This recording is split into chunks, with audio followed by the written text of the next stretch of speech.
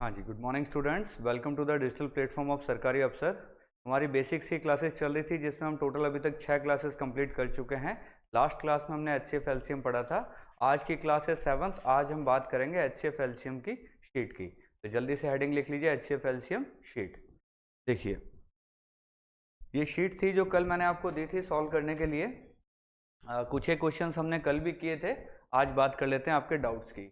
तो जल्दी से बताइए, पहले क्वेश्चन में कोई डाउट है आपके पास? ठीक है, सेकंड हमने कर लिया था कल। थर्ड की बात कीजिए, थर्ड में डाउट है? फोर्थ फोर्थ में डाउट है? चलिए फोर्थ नंबर क्वेश्चन देखते हैं। ये कहता है 3 men A, B and C go walking around a circle 1 kilometer in circumference at the rate of 10, 20 and 40 meter per minute. If they all start together and walk in the same direction, when will they again be together at the same place? देखिए, क्या यहाँ पे time की बात हो रही है? A B C 3 जने, ये स्पीड है और इतने बजे वो एक साथ चलते हैं, वापस कितनी देर में एक साथ मिलेंगे। तो जहां टाइम की बात होती है वहां हमने क्या कहा था, एलसीएम लेना है। तो यहाँ हम एलसीएम लेंगे किसका, T1, T2 और T3 कि तीनों को जो जो टाइम लग रहा है सर्कल पूरा करने में, उस टाइम का हमें एलसीएम लेना है। तो देखिए, टोटल जो सरकमफेरेंस है वो 1 किलोमीटर है, यानी जो सर्कल है उसका जो सरकमफेरेंस है वो कितना है, 1 किलोमीटर है। अब देखते हैं हम कि पहले की स्पीड है 10 मीटर पर मिनट। 1 किलोमीटर में कितने मीटर होते हैं बताइए? 1 किलोमीटर में कितने मीटर होते हैं? 1000 मीटर। यानी T1 की अगर बात करें तो टाइम का फॉर्मूला होता है डिस्टेंस अपॉन स्पीड। डिस्टेंस है इसकी 1000 और स्पीड है इसकी 10। तो कितना टाइम लगेगा इसको? 100 क्या मिनट। ये T1 आ गया। ऐसे ही दूसरे की बात करें तो सॉरी, दूसरे की स्पीड है 20। 1000 अपॉन 20 करेंगे तो कितना आ जाएगा? 50 मिनट। ये टाइम चल रहा है हमारा। तीसरे की स्पीड है 40, तो 1000 अपॉन 40 कितना आ जाएगा? 25 मिनट। तो पहले को मिनट लग रहे हैं 100, दूसरे को मिनट लग रहे हैं 50, तीसरे को मिनट लग रहे हैं 25 एक सर्कल कंप्लीट करने में। तो तीनों अगर एक साथ स्टार्ट करते हैं तो कितनी देर बाद वापस मिलेंगे? तीनों का एलसीएम ले लीजिए, 25, 50 और 100 का एलसीएम क्या होता है? 100। तो कितनी देर बाद मिलेंगे तीनों वापस? 100 मिनट के बाद में ये लोग वापस मिल जाएंगे। तो बहुत ही इजी क्वेश्चन था कि मैंने बताया था टाइम की जब भी बात आएगी तो हम एलसीएम लेंगे और मेजरमेंट की बात आएगी तो एचसीएफ लेंगे। चलिए, पांचवा क्वेश्चन हमने कर लिया था कल। छठे की बात कर लेते हैं। छठा बताइए, हो गया? चलिए आगे चलते हैं। इसमें से बताइए कौन सा नहीं हुआ, बताइए जल्दी से, कौन सा करवाना है? सारे हो गए? चलिए अगले पेज पे चलते हैं फिर हम। इसमें बताइए, सारे हो गए? पक्का?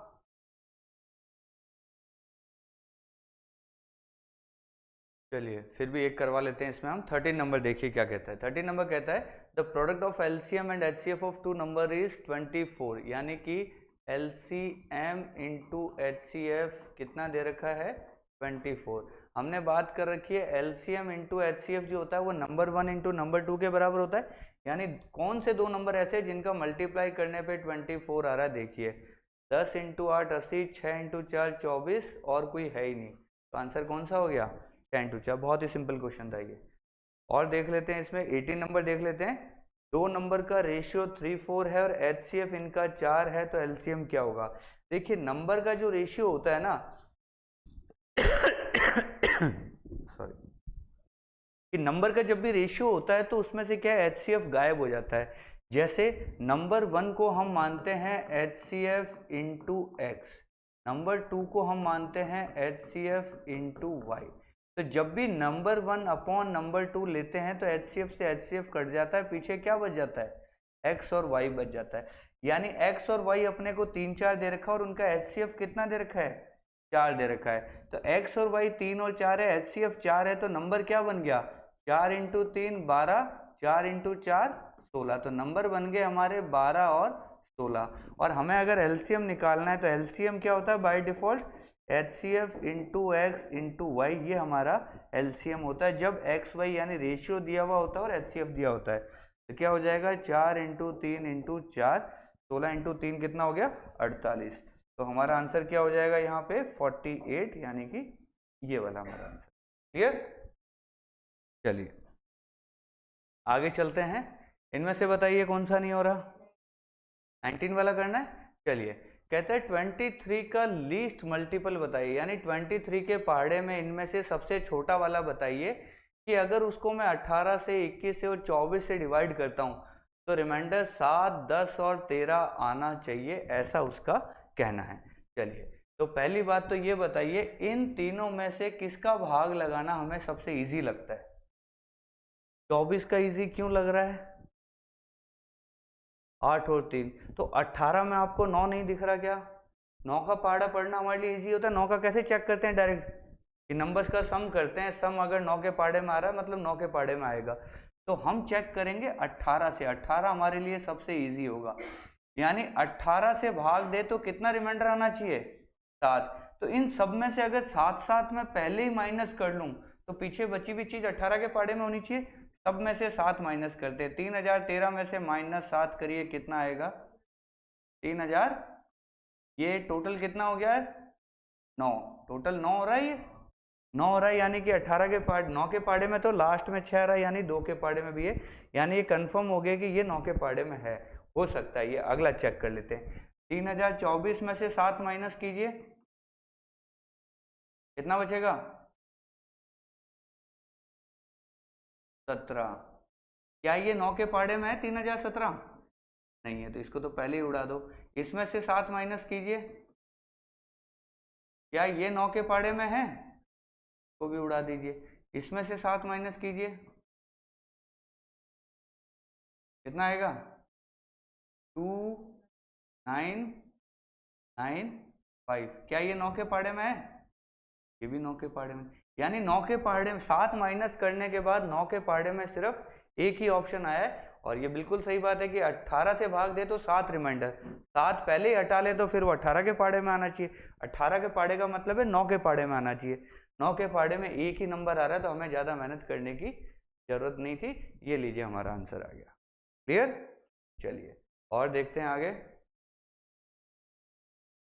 अगर दो ऑप्शन होते, मान लीजिए एक ऑप्शन ये है और एक ऑप्शन ये, दो आ जाते, तो फिर हम क्या करते? फिर हम 23 का पहाड़ा और चेक करते कि दोनों में से एक 23 के पहाड़े में होता, एक 23 के पहाड़े में नहीं होता। मान लो अभी भी दोनों 23 के पहाड़े में है, फिर हमें क्या करना पड़ता? 10 माइनस करके चेक करना पड़ता 21, यानी 9 का तो हमने पहले ही चेक, 10 माइनस करके देखो 7 के पहाड़े में और 3 के पहाड़े में है या नहीं। तो वो अलग अलग करते रहते हम काम, हमें पता चलता जाता, पर इतना आगे तक नहीं जाना पड़ता है, पहली बार में आंसर आ जाता है इन क्वेश्चंस का। चलिए और बताइए इनमें से कौन सा क्वेश्चन करें?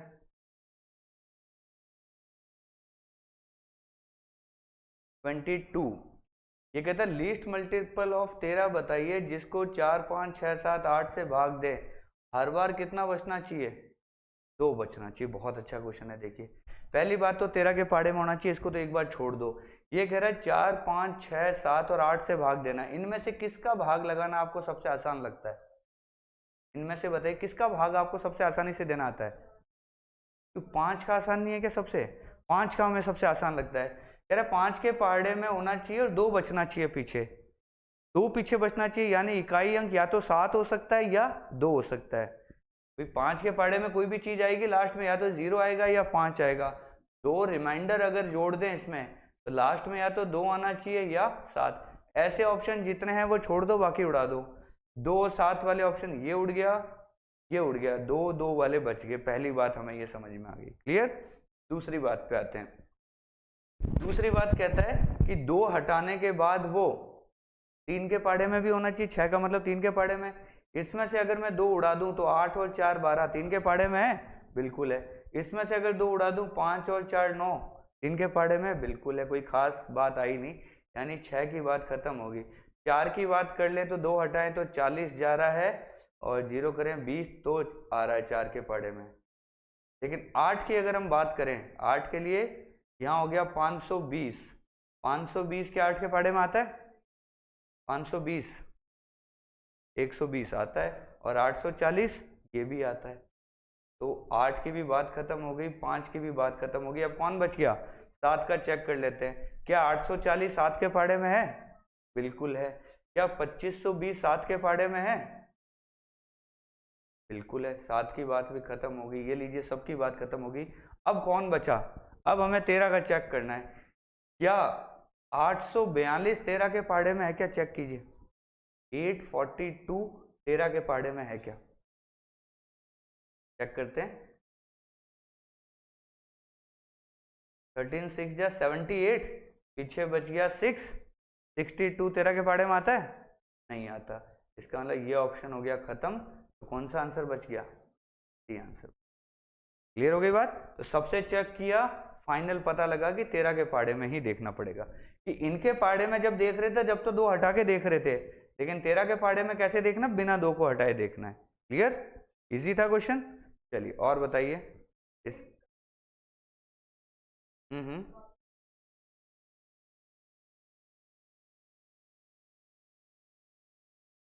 में ये होगा कि जैसे अभी इस क्वेश्चन में तो कह रहा है भाई एक 75 लीटर का कैन है, एक 45 लीटर का कैन है। बड़े से ज्यादा कैपेसिटी का कंटेनर बताओ जो दोनों को नाप दे। तब तो बड़े से बड़ा कंटेनर चाहिए, तो दोनों का एचसीएफ हो गया। दोनों का एचसीएफ क्या आ गया हमारा? 15 आ गया। यानी बड़े से बड़े कंटेनर की वैल्यू आ गई 15। वो कहेगा कि बड़े से बड़ा कंटेनर इन दोनों को टोटल कितनी बार में नाप देगा। In how many times does the maximum capacity of container can exactly measure the two cans। तो 5 बार में इसको नापेगा, 3 बार में इसको नापेगा, तो टोटल आंसर कितना हो जाएगा? 8 बार में दोनों को नाप देगा। क्लियर? चलते हैं आगे। इसमें से बताइए 25 हो गया, 26, 27, 28, 28 चेक कर लेते हैं। चलो 28 नंबर क्या कहता है देखिए। Let the least number of 6 digits which when divided by, कि 6 डिजिट का सबसे छोटा नंबर बताइए। पहली बात तो 6 डिजिट का सबसे छोटा नंबर कौन होता है? एक बार मुझे आइडिया तो दो थोड़ा। सबसे छोटा लेना है 6 डिजिट का, तो यही वाला आएगा। 3 2 5 और 1 6, ये सबसे छोटा नंबर होता है 6 डिजिट का। और सबसे बड़ा कौन होता है 6 डिजिट का? 9999 कर दीजिए। ठीक है, क्लियर ये बात तो। अब देखिए क्या कह रहा है। कह रहा है इसको अगर मैं 4 6 10 और 15 से भाग देते हैं, तो 2 reminder in each case same reminder to be n. क्या मतलब? The least number 6 which when divided by this leaves in each case same remainder 2 भी n। ठीक है, ये कह रहा है सेम रिमाइंडर तो 2 आता है और जो नंबर है वो n है हमारा। तो n जो आ रहा है उसके डिजिट्स का सम पूछ रहा है, तो ये अच्छा क्वेश्चन बन जाता है। देखिए इसमें हमें क्या करना पड़ता है, इसमें थोड़ा सा हमें प्रैक्टिकल चलना पड़ता है। ठीक है, कैसे प्रैक्टिकल चलेंगे देखिए। देखिए 4 6 10 15 इन सब का हमारे को चाहिए, क्या चाहिए? कि 6 डिजिट का सबसे छोटा नंबर, तो ये लीजिए हमारा आ गया ये 4 6 10 15। इनका एलसीएम निकालना पड़ता है। पहले एलसीएम निकालते हैं। देखिए 4 6 10 और 15 का एलसीएम निकालते हैं।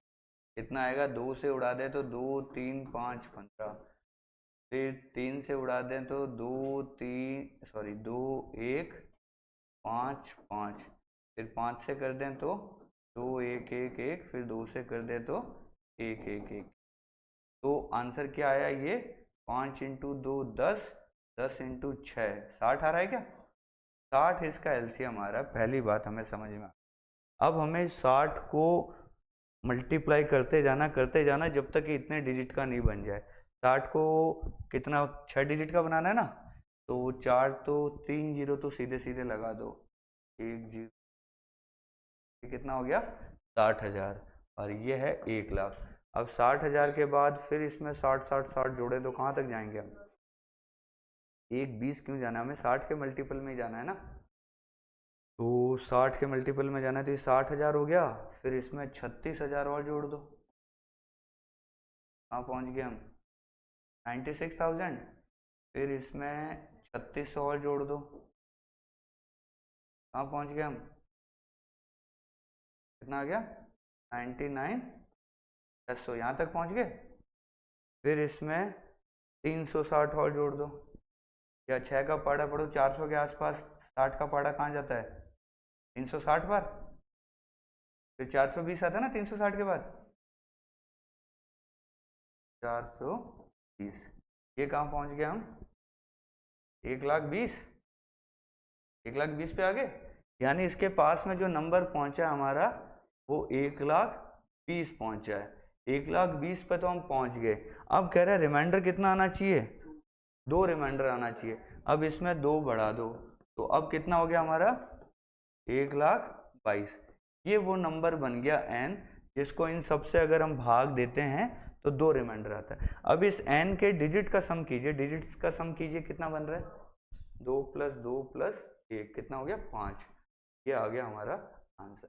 अब मैं कहूँगा कि ऐसा क्वेश्चन जिसमें ये सम ऑफ द डिजिट बोले, ऐसे क्वेश्चन को भैया पहली बार नहीं करना है, क्योंकि पहले तो एलसीएम लोगे, फिर उसको 1,00,000 तक सेट करोगे, यहाँ आपका दिमाग काफ़ी यूज़ हो जाएगा। और हमें पेपर में चाहिए अपना दिमाग एकदम खाली रहे, जितना खाली रहेगा उतना फास्ट आप क्वेश्चन कर पाओगे। जैसे ही दिमाग में कोई भारी कैलकुलेशन करी, दिमाग पे लोड आएगा तो अगले क्वेश्चंस को वो इफेक्ट डालेगा। तो पहली बार के करने के लिए क्वेश्चन नहीं है, जब भी ये सम ऑफ डिजिट ऑफ n बोले, इस क्वेश्चन को सेकंड राउंड के लिए छोड़ दीजिए, पहले राउंड के लायक क्वेश्चन नहीं है ये क्वेश्चन, हमारा किसके लायक है सेकंड राउंड के लायक।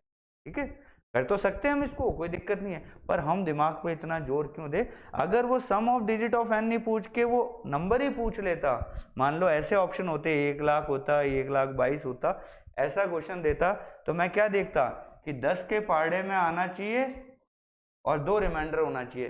10 के पहाड़े में होगा तो लास्ट में 0 होगा, 2 रिमाइंडर होगा तो लास्ट में 2 इकाई अंक 2 होगा। ऐसे कितने का ऑप्शन होते 2 वाले, 1-2 ऑप्शन तो मैं ऐसे ही उड़ा देता। फिर मैं चेक करता कि 3 के पहाड़े में भी होना चाहिए, फिर एक आध ऑप्शन उड़ा देता। तो नंबर निकालना हमारे लिए ऑप्शन से इजी है, बजाय कि सम हम डायरेक्ट नहीं देख सकते।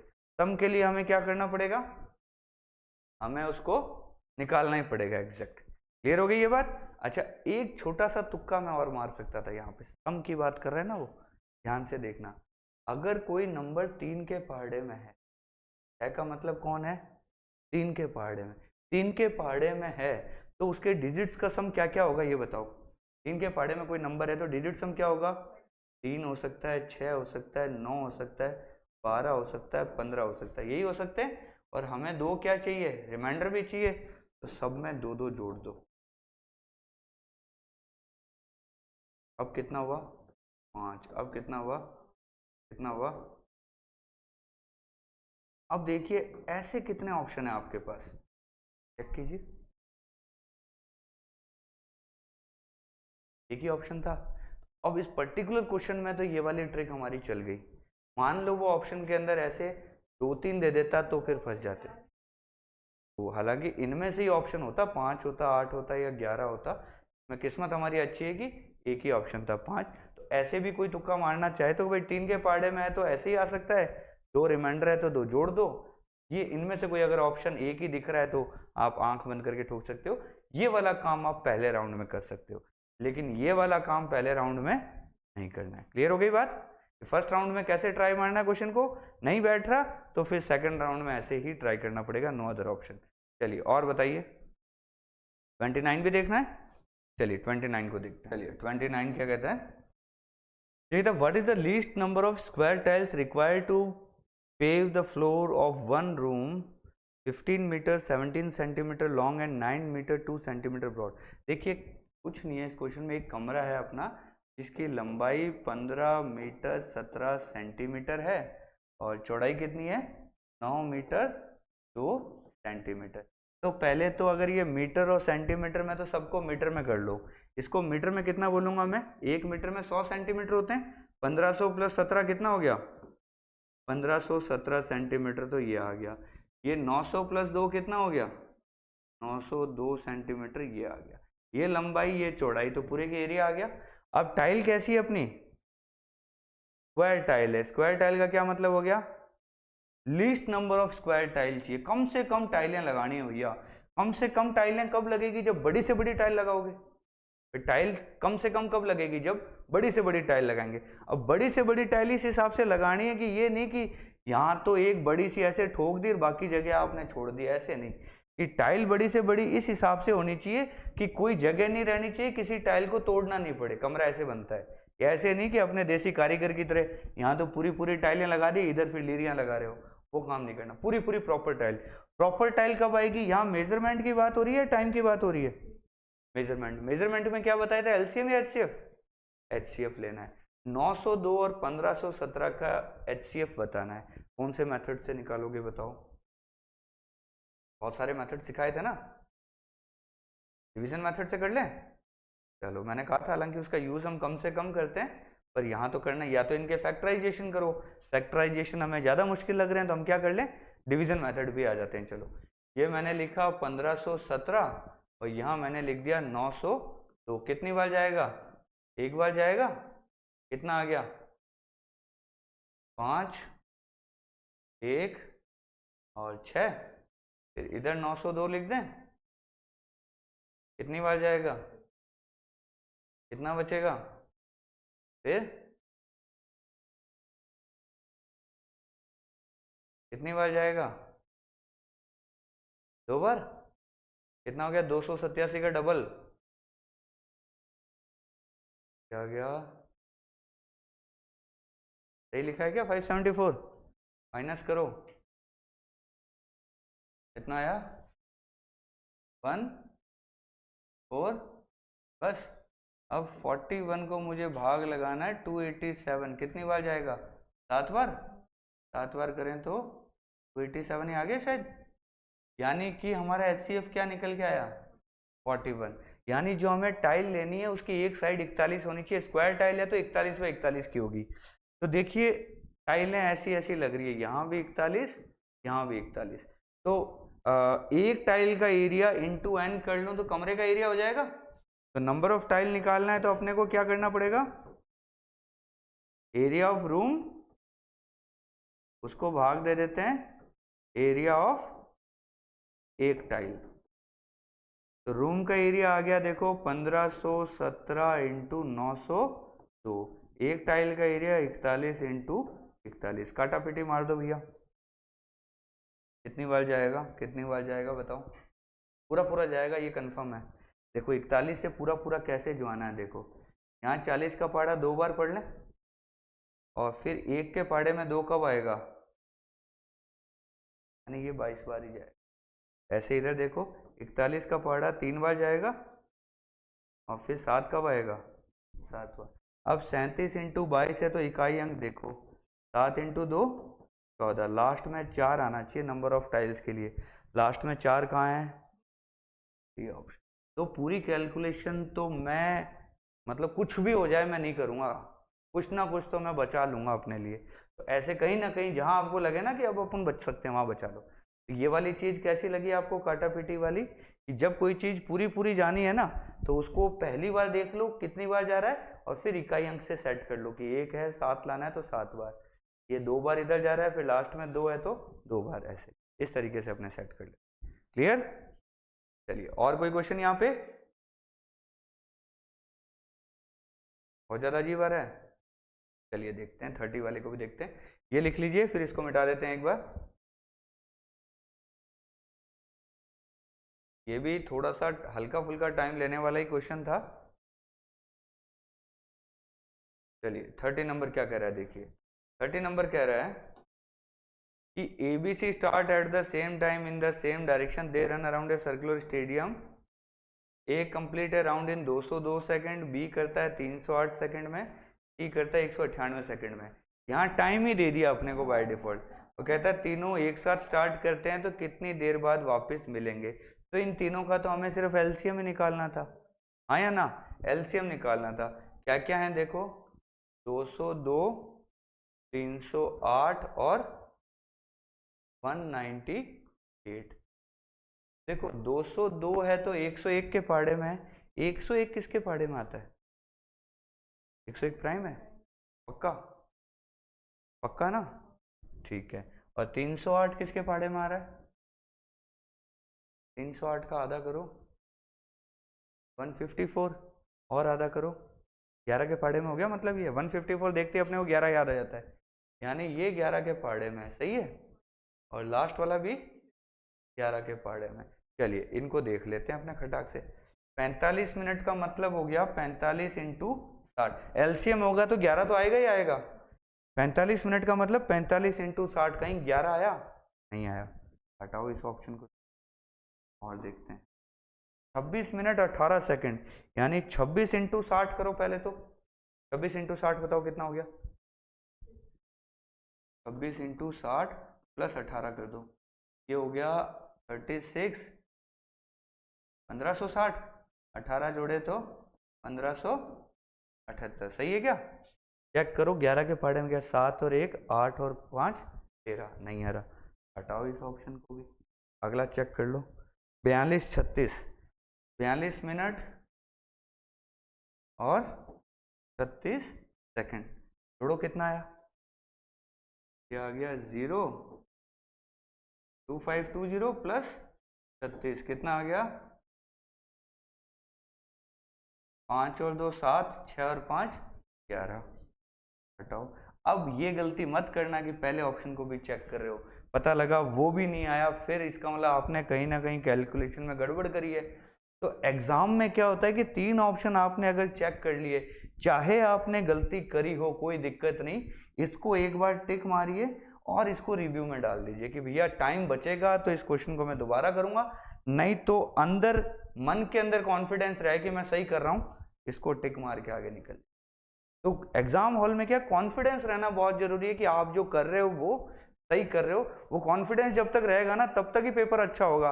पता चला पहले 5 क्वेश्चन आए और पांचों ही आपसे नहीं हुए, तो आप देखना आपका कॉन्फिडेंस उस समय क्या होगा, फिर आपसे पेपर कुछ भी कर लेना अच्छा नहीं होगा। ये अपने को ध्यान रखना है। 3 ऑप्शन हमने ट्राई मार लिया, नहीं बैठ रहा, चौथे को टिक कर दिया। मान लीजिए हम रिव्यू लेके आए, वापस चेक कर लेते हैं। 46 मिनट का मतलब क्या हो गया, और प्लस 12 जोड़ना, बताओ कितना हुआ? जल्दी से बताओ कितना हुआ?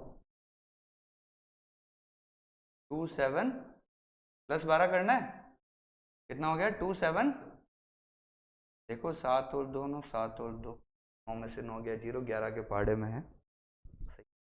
ठीक है, तो हमने एक छोटी सी चीज देखी कि इसका हम एलसीएम क्यों निकालें, क्योंकि पहले तो एलसीएम निकालोगे, फिर उसको 60 से भाग देके पूरे पूरे मिनट बनाओगे, पीछे बचे हुए आपके सेकंड बनेंगे। हम उल्टा कर लेंगे ना, हम ये देख लेंगे 11 के पहाड़ा चेक करना है, 3 ऑप्शन तो हमारे ऐसे ही कट गए, 11 के पहाड़े में ही नहीं थे। ठीक है, तो दिमाग लगाते चलना है कि किसकी डिविजिबिलिटी चेक करें कि हमारा काम आसान हो जाए। अब 2 का पहाड़ा चेक करते इसके हिसाब से कि ये भी 2 से जा रहा है, ये भी 2 से, ये भी 2 से, तो भैया 2 से तो यहाँ सारे ही जाते, क्या कर लेते आप?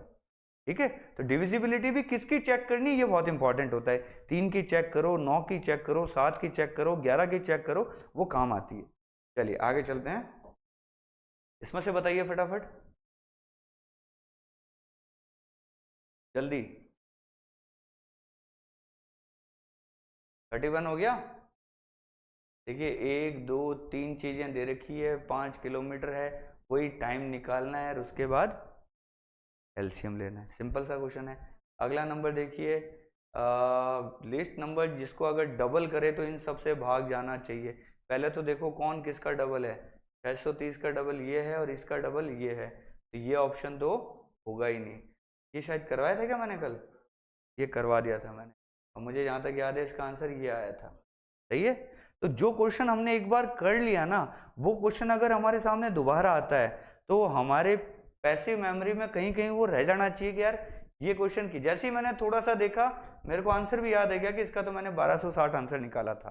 तो हमेशा पूरे फोकस होके ही पढ़ाई करनी होती है ताकि चीजें लंबे टाइम तक आपको याद रहे। ठीक है, चलिए 36 देख लें, इसके अंदर 36 देख लेते हैं। चलो 36 क्या कहते हैं, the HCF of 2 numbers is 23 and the other factors of their LCM are 13 14। देखिए मैंने बताया कि HCF ये हो गया, तो ये दोनों चीजें क्या हो गई, ये x और y हो गए। तो LCM हमेशा क्या बताया मैंने, या LCM को अगर मैं HCF से भाग देता हूं तो हमेशा x इंटू वाई ही बचता है, ये ध्यान रखना।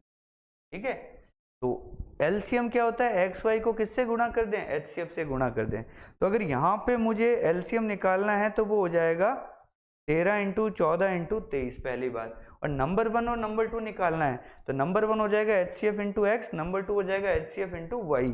तो HCF इंटू एक्स करूंगा तो पहला नंबर, HCF इंटू वाई करूंगा तो दूसरा नंबर। कौन सा नंबर पूछ रहा है?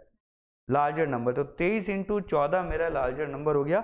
इकाई अंक से देखो 4 इंटू 3 12, 2 आना चाहिए। 2 किस में आ रहा है भैया? करूंगा मैं कुछ भी नहीं, पेन नहीं चलाऊंगा, मैं सीधा आंसर मारूंगा। काम आपका भी ऐसा ही होना चाहिए। आगे बात समझ में? तो ये भी एक बहुत इंपॉर्टेंट रिजल्ट है। एक रिजल्ट तो मैंने ये सिखाया आपको, दूसरा रिजल्ट क्या सिखाया? n1 इंटू n2 बराबर। इसी रिजल्ट को डिराइव करके ये बनता है। कैसे बनता है देखो, n1 को मैं क्या लिख सकता हूं? HCF into x. n2 को क्या लिखूंगा? HCF इंटू वाई बराबर क्या है? HCF into LCM. एक HCF से एक HCF उड़ा दिया, x into y into HCF बराबर क्या हो गया? एलसीएम। ये HCF इधर चला जाएगा तो x इंटू वाई क्या बन जाएगा? इस तरीके से। तो रिजल्ट यही है, इसी को चेंज करके हम ऐसे भी लिख लेते हैं कई बार। हमेशा ध्यान रखना, एलसीएम में HCF का पूरा पूरा भाग लगता है, हमेशा भाग लगता है। यहां से यही चीज अपने को अच्छी समझ में आती है। लिख लीजिए इसको। चलिए इसमें से बताइए कौन सा क्वेश्चन करना है?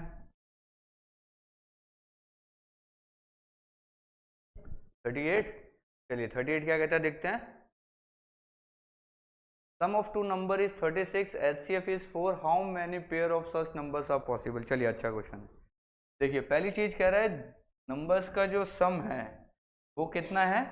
36 है, और उनका HCF क्या है? 4 है। कि जब भी HCF दिया हुआ होता है तो नंबर होता है HCF इंटू एक्स, n2 होता है HCF इंटू वाई। तो n1 प्लस n2 बराबर 4 दिया हुआ, इसका मतलब HCF अगर कॉमन ले लूं x प्लस वाई आ जाएगा 4। सही बात है? और सॉरी 36। HCF कितना दिया हुआ है? 4 दिया हुआ है। तो x प्लस वाई की वैल्यू कितनी हो गई? x प्लस वाई की वैल्यू आ गई है 9। ध्यान रखना x और y दोनों कैसे हैं? x और y को हम बोलते हैं, क्या बोलते हैं? Prime number. कहना जरूरी नहीं है, ये कह सकते हैं कि इन दोनों का कोई कॉमन फैक्टर नहीं होगा। इन दोनों का कोई भी क्या नहीं होगा? कॉमन फैक्टर नहीं होगा। प्राइम हो नहीं हो जरूरी नहीं है, हो सकता है ये 6 हो जाए, ये 7 हो जाए, प्राइम तो है नहीं, है तो प्राइम नहीं है। लेकिन 6 और 7 में एक के अलावा कोई कॉमन भी तो नहीं है। एक्स और वाई में कोई भी कॉमन नहीं हो। अब 9 के टुकड़े करो कि दो चीजों का सम 9 कब हो सकता है? 1 प्लस 8, 2 7, 3 6, 4 5, और फिर तो रिपीट हो जाएंगे, उल्टे हो जाएंगे। सही बात है? इनमें से देखो कुछ कॉमन आ रहा है क्या? 3 और 6 में कॉमन है, 1 8 में कोई कॉमन नहीं है, 2 7 में कोई कॉमन नहीं है, 4 5 में कोई कॉमन नहीं है। तो x और y के कितने जोड़े बने? 1 2 और 3 जोड़े बने।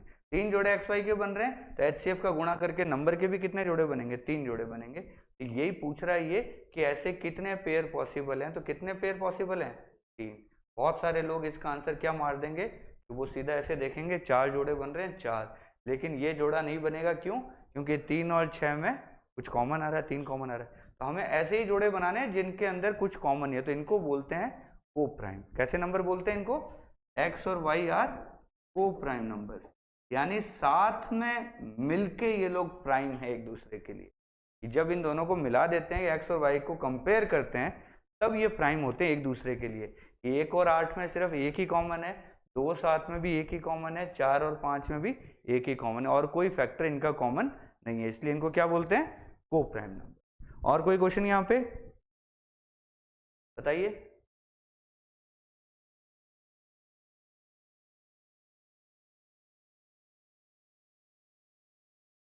40 करना है? हो गया? देख लो अच्छे से।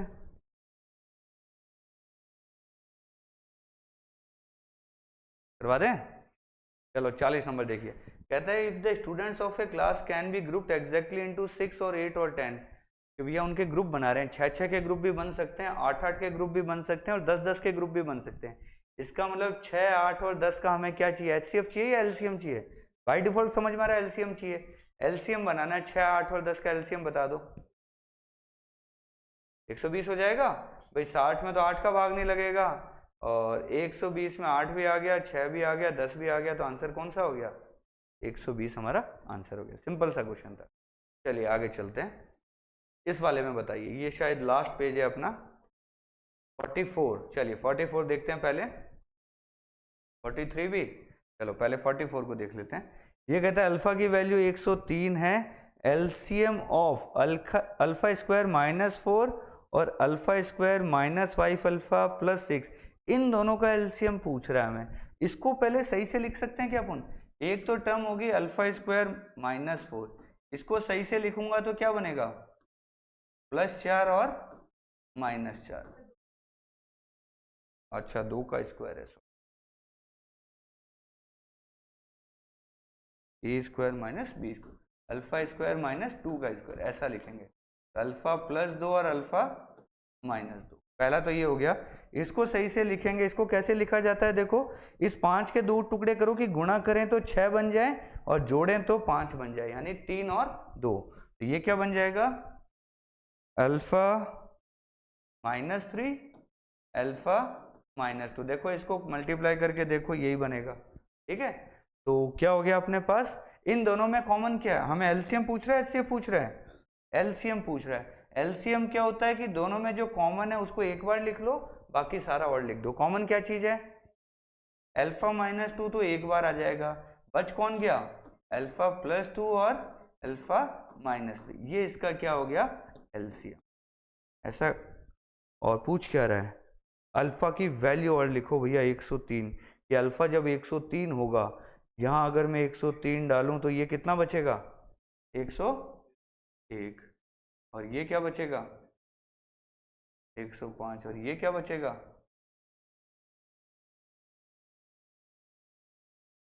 एक 103 में से 3 गए, 100 बच गए। अब इन तीनों को मल्टीप्लाई करना, पहले तो बताओ लास्ट में जीरो कितने आएंगे, 2 तो जीरो आएंगे, और उसके बाद डिजिट कौन सा आएगा, 5, 2 0 और 5 ढूंढना है।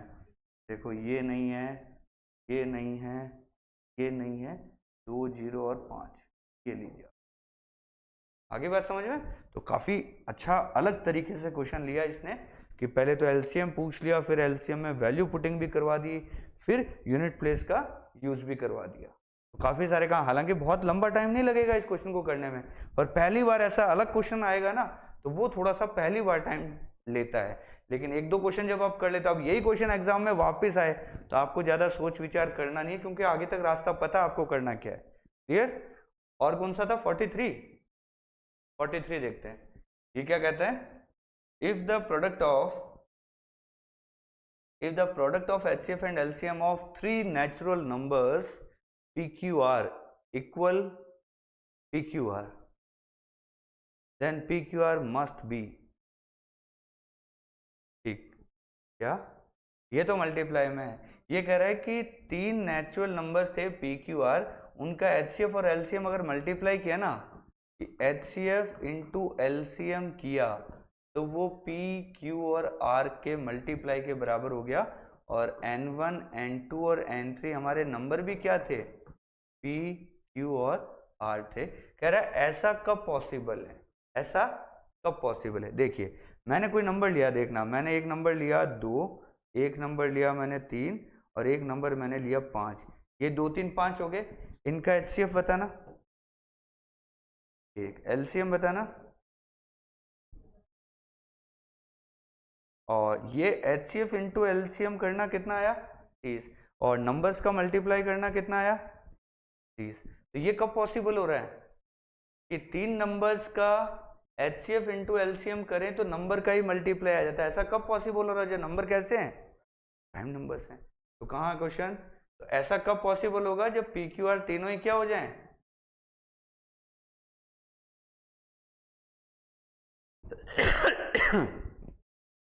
P क्या दे रखा है, P comma Q equal to P comma R equal to 1, क्यों, प्राइम जब भी होंगे यही वाला काम होगा। देखो और कोई नंबर सोच लो प्राइम, एक बार बताओ कौन सा नंबर सोचना आपको,